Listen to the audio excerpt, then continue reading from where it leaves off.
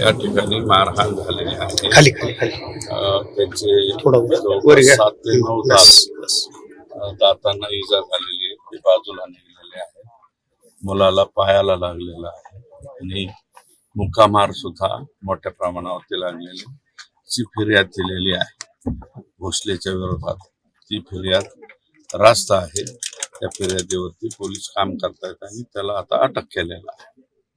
त्यांची मेडिकलच्या बाबतीमध्ये त्यांचे सौभाग्यवती जे आहे त्यांच्या किडन्या फेल आहे. यापूर्वी ते 2 वेळा मला स्वतःला भेटले होते. मी त्यावेळेस त्यांना सांगितलं होतं आणि आताही मी आश्वासन दिलंय की ते ऑपरेशन आपण चॅरिटीमधनं त्या ठिकाणी करून देऊ, दीनानाथ मंगेशकर हॉस्पिटलला, आणि उर्वरित काही लागलं तर त्याचा खर्च सुद्धा माझ्या परीने मी झेलण्याचा प्रयत्न करीन. मात्र त्यांनी गाऱ्हाणं मांडलं होतं की मारहाण कशा पद्धतीने केली गेली हे अत्यंत चुकीचं होतं. अतिशय चुकीच्या पद्धतीने, कारण ते जे 2 मुलं आहेत ते लहान लहान, त्यांचे वय 18 वर्षाच्या आतले आहे.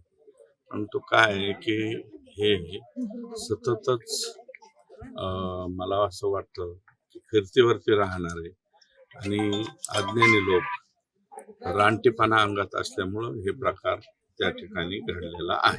तर शिरूर तालुक्यात वृक्ष लागवड किंवा वृक्ष 0% आले.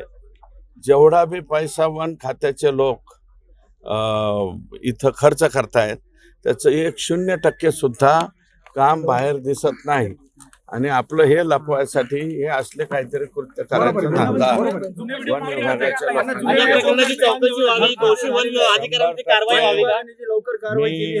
फॉरेस्ट कॉन्झर्वेशन ऍक्ट 1983 प्रमाणे हे कोणत्या कायद्याने केलं, 83च्या कायद्याने केलं, तर 83ला सुद्धा अमेंडमेंट आलेली. त्या अमेंडमेंटचा यांनी विचार का केला नाही याचं घर पाडण्यापूर्वी?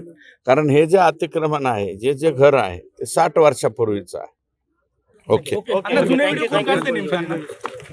काढू द्या, कोणाला काय काढायचे ते चालू द्या. हो या